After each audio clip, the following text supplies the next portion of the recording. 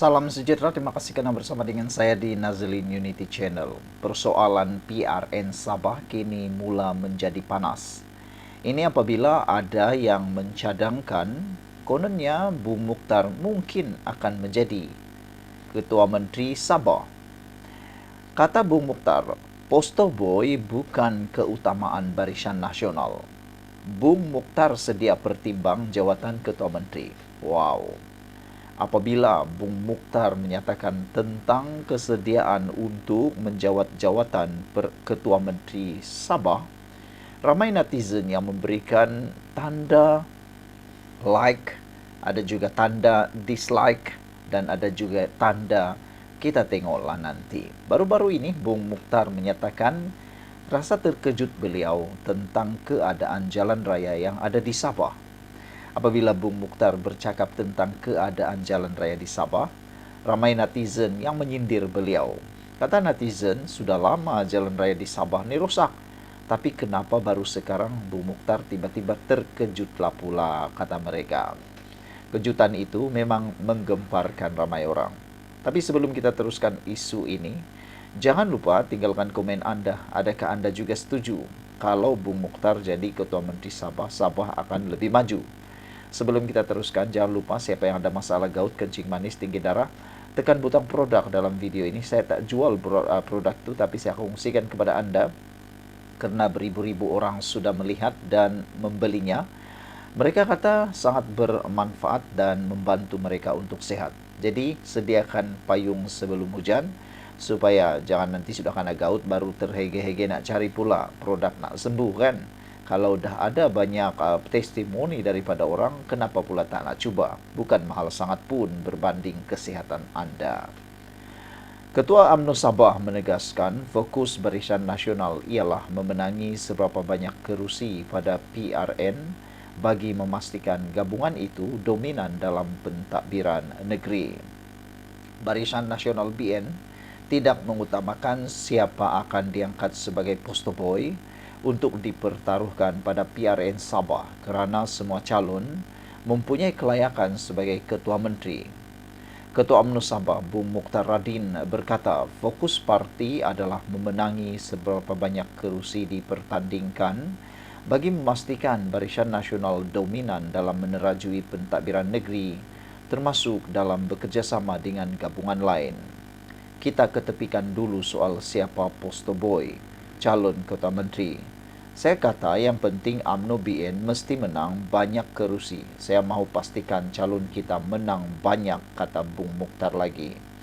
Malah semua calon BN akan diletakkan nanti melepasi kriteria, kualiti ciri-ciri yang kita akan tetapkan untuk diangkat menjadi Ketua Menteri. Sekiranya saya masih boleh menang, saya akan pertimbangkan jawatan Ketua Menteri, katanya dalam temu bual bersama FMT. Saudara, ramai netizen kata, kalau nak jadi menjadi kerajaan, satu perkara yang harus dipertimbangkan awal ialah siapa calon Ketua Menteri. Kalau dah menang, barulah ada konflik pula nak melantik siapa Ketua Menteri, itu jadi susah, kata mereka. Jadi lebih baik calon Ketua Menteri sudah ada dalam pilihan raya sebelum akan datang. Bung berkata BN tidak lagi akan mempertaruhkan calon luar berbanding pada PRN kali ini, bertanding pada kali ini. Sebaliknya, keutamaan diberikan kepada individu tempatan yang lebih dekat dengan pengundi. Saya akan pastikan calon itu betul-betul anak tempatan di DUN itu, di kampung itu dan disenangi rakyat. Tren pengundi muda ini, mereka inginkan calon itu datang dari kawasan mereka. Calon kita juga nanti seimbang, ada pemuda, wanita dan pelbagai latar belakang di mana 80% muka baru, katanya. Dalam pada itu, Bung mengingatkan ahli-ahli parti membuang budaya cantas-mencantas. Sebaik calon diumumkan jika mahu melihat BN kembali berkuasa di Sabah. Calon berpotensi ramai, cuma yang kita pilih satu. Jadi siapa saja yang dipilih calon ahli parti perlu ada sifat wala atau kesetiaan kepada parti, katanya memaklumkan BN bersedia 100% untuk memasuki gelanggang pilihan raya. PRN Sabah dijangka tahun ini selepas Dewan Undangan Negeri Sabah tamat tempo selewat-lewatnya pada September. Sekian dulu untuk kali ini, jangan lupa tinggalkan komen Anda. Salam sejahtera, terima kasih karena bersama dengan saya di Nazlin Unity Channel. Dalam video paparan kali ini, kita paparkan 3 isu dalam satu video. Video pertama ataupun isu pertama ialah tentang tindakan segera parti yang dianggap parti yang tidak disukai ramai, yaitu DAP. DAP dianggap parti yang entah macam-macam lah orang cakap. Katanya parti seperti ini, seperti itu, dan seperti itu. Tapi rupa-rupanya, dalam diam, tanpa bising-bising, DAP telah pun melancarkan tabung ataupun kutipan derma untuk bantuan kemanusiaan kepada mangsa kebakaran letupan gas. Dalam diam, DAP melancarkan tabung bantuan kemanusiaan mangsa kebakaran letupan gas. Yang menariknya, lebay buka tabung untuk bayar saman fitnah, kata netizen di laman Facebook.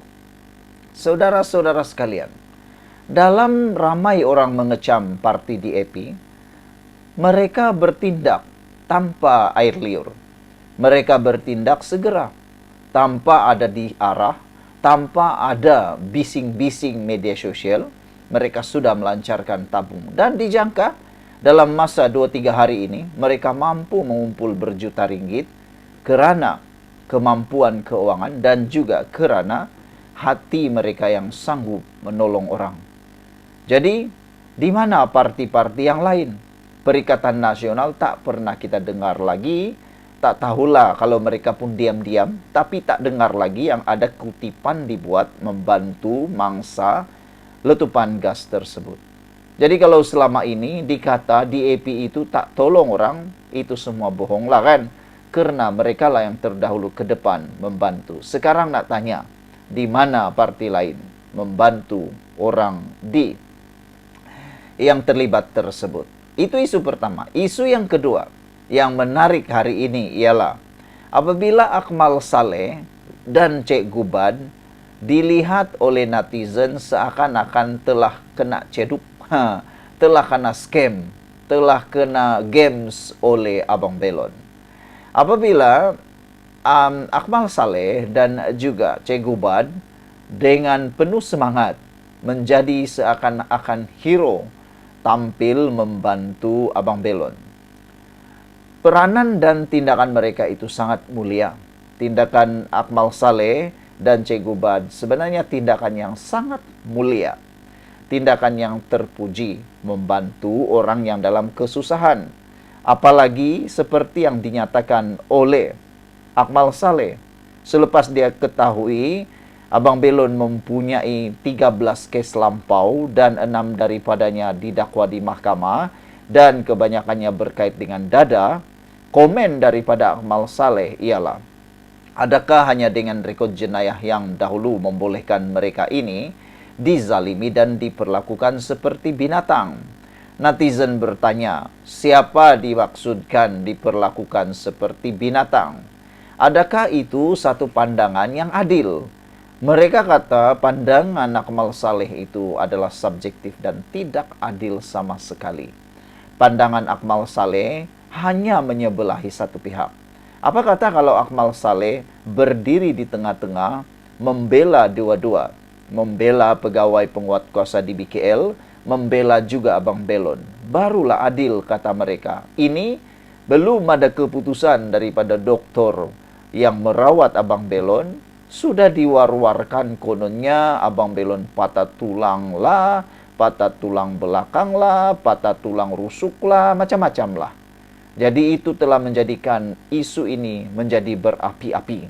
Tapi rupa-rupanya di sebalik case itu banyak lagi perkara yang Akmal Saleh tak pernah tahu. Antaranya, bagaimana pula dengan para penjajah berlesen? Akmal Saleh tak nak tolongkah mereka? Apabila mereka kerugian besar akibat daripada ramai penjual yang tak berlesen turut menjual barang yang hampir sama dengan mereka di luar kedai mereka. Bukankah itu yang patut Akmal Saleh bantu? Yaitu para penjual. yang berlesen, yang juga adalah orang Melayu Islam. Patutnya Akmal Saleh ambil tindakan bantu kedua-duanya, bukannya hanya berpihak sebelah saja. Jadi saudara, isu yang ketiga ini ialah apabila seakan-akan Akmal Saleh kena scam oleh Abang Belon pula. Kena games oleh Abang Belon pula. Sehingga netizen kata Akmal Saleh harus berpijak pada dunia yang nyata dan tidak boleh menunggang isu itu semata-mata. Isu yang ketiga yang paling menarik hari ini ialah Ratu Naga yang digelar oleh netizen sekarang sebagai Ratu Biadab. Apabila dengan mudah Ratu Naga menggunakan isu lagu negaraku yang kononnya ditukar lirik. Rupa-rupanya apa yang berlaku, lagu itu bukanlah lagu negaraku. Bukan lagu negaraku. Itulah, ramai orang kata Ratu Naga harus guna lebih banyak pemikiran atau otak sebelum menyatakan sesuatu, kata mereka. Karena hari ini ternyata Ratu Naga mohon maaf dan mendakwa tersalah dengar. Dah mula takutlah tuh, kata netizen, apabila ada pihak, terutamanya sekolah yang terlibat, mahu bertindak menyaman Ratu Naga. Kerana Ratu Naga cuba mengapi-apikan isu itu, terutamanya melibatkan perkauman. Ada yang mencadangkan dua perkara. Satu, jangan hentikan saman terhadap Ratu Naga, supaya Ratu Naga serik. Jangan tarik, kata mereka, saman itu. Kerana kalau ditarik, nanti dia akan buat lagi dan mohon maaf lagi. Nanti dia buat lagi dan mohon maaf lagi. Itulah yang berlaku.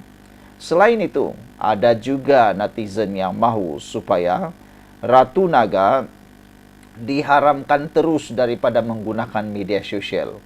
Karena sudah melampau, kata mereka. Ini kata netizen, dia perlu belajar mendengar lebih sebelum memberikan komen. Baru dengar sekerat dua lagu tu dah bagi komen. Pas tu api-apikanlah pula, kata netizen. Jadi akhirnya Ratu Naga memohon maaf dan dia kata dia tersalah dengar. Netizen ramai yang tak percaya. Mereka kata tolong teruskan saman. Mereka tak percayalah apa yang Ratu Naga kata tersalah dengar. Bagaimana boleh tersalah dengar? Mustahil kamu buat suatu komen, suatu ulasan tanpa mendengar 2-3 kali ulasan atau lagu tersebut. Jadi kata mereka, KPM terus saja saman Ratu Naga, biawak nih, kata mereka. Tak henti-henti dengan fitnah. Bila dah kantoi, barulah nak minta maaf. Fitnah dah tersebar, kata mereka. Saudara-saudara sekalian, Ratu Naga mana boleh tersalah dengar. Itulah hati busuk, kata Marzuki. Fitnah minta maaf. Spesies seperti ini tidak berguna di Malaysia, kata seorang netizen. Saman dan sumbat beliau dalam lokap, kata Fauzi lagi. Saudara-saudara sekalian, kata Suti, inilah Ratu Naga. Mempunyai ilmu yang kosong, kata mereka. Bercakap saja lebih. Dia tak ada otak agaknya, kata Johan. Kalau orang yang berotak taklah buat perkara-perkara bodoh yang memalukan seperti ini, katanya lagi. Lan Malik kata, saman jelah Ratu Naga tu. Kuat sangat buat fitnah. Barulah tahu akal tu simpan mana. Kata seorang lagi, teruskan saman orang ni. Tak habis-habis dengan fitnah. Ratu Naga adalah geng PN, kata Cheng. Ratu Naga akan bertukar nama kepada ratu-ratu yang suka menyalak bukit, katanya. Samanlah Ratu Naga ni sampai jadi Ratu Cicak, kata Arifin. Hamidun kata cakap pandai dan mengaku orang cerdik. Bila dah salah mengaku silap selepas buat dakwaan. Lain kali buatlah tabayun dulu dan cek serta verify baru dakwa. Betul-betullah Ratu Naga ini tak ratu langsung, katanya lagi. Saudara-saudara sekalian, Tini kata siarkan permohonan maaf secara terbuka. Fitnah tu satu amalan paling mulia, kata Kifli menyindir Ratu Naga. Sekian dulu untuk kali ini. Jangan lupa tinggalkan komen Anda, sila tekan butang subscribe, dan kita jumpa lagi. Bye-bye.